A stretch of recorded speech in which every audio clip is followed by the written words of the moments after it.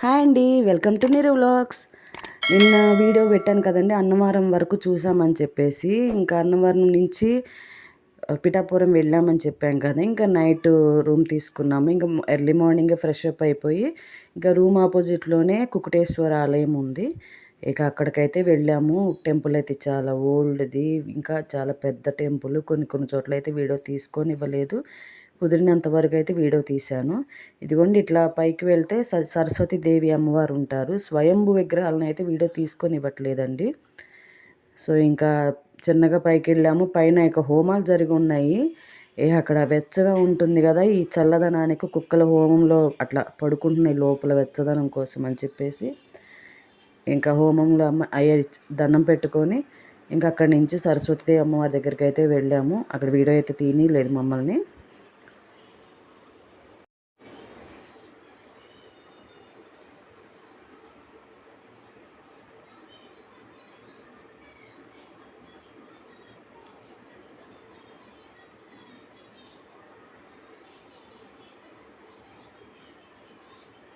ఇంకోండి, ఇక్కడి నుంచి పైకి వెళ్తే పైన సరస్వతిదేవి అమ్మవారి టెంపుల్ అయితే ఉంది.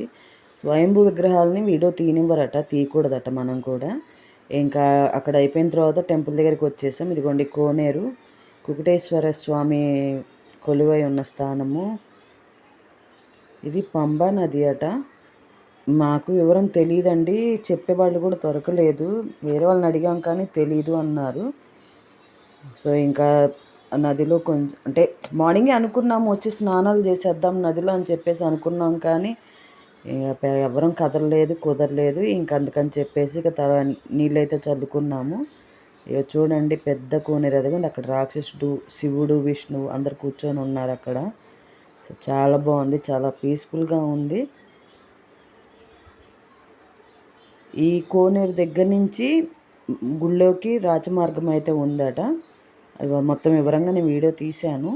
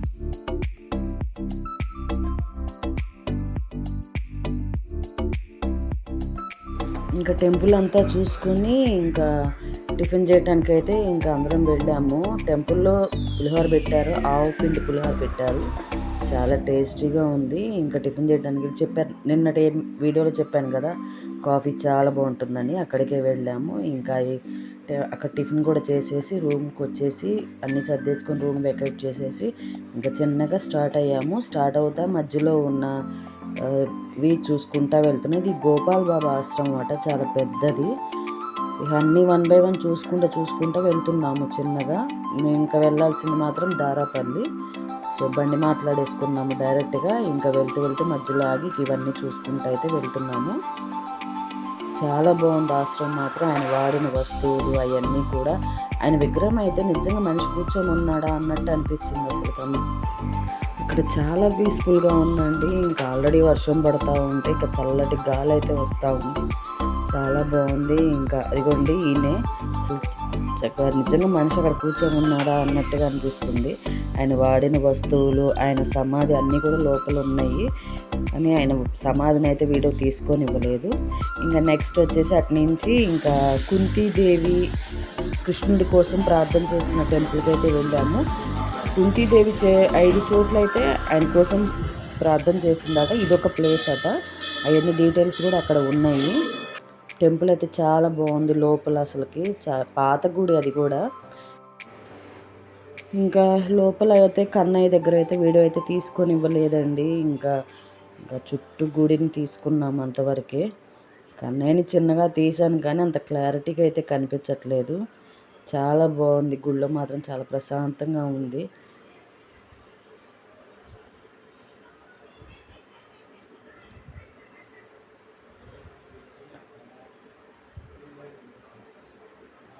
ఆమె ఆయన కోసం 5 ప్లేసుల్లో ప్రార్థన చేసిందట. అందులో ఇదొక ప్లేసు. ఇంకా తమిళనాడు అటువైపు ఉన్నాయట. పిఠాపురంలో ఒక ప్లేస్ ఉంది, కృష్ణుడి కోసం ప్రార్థన చేసింది కుంతీదేవి. చూడండి టెంపుల్ అదిగోండి లోపల అట్లా ఉంది. మేము వెళ్ళేసరికి డోర్ అయితే క్లోజ్ చేసి ఉంది. ఇంకా అట్లనే గ్రిల్స్లోంచే చూసాము వాళ్ళని. మేము వెళ్ళింది ఆఫ్టర్నూన్ టైం అయిపోయింది, ఇంకా క్లోజ్ చేశారు టెంపుల్.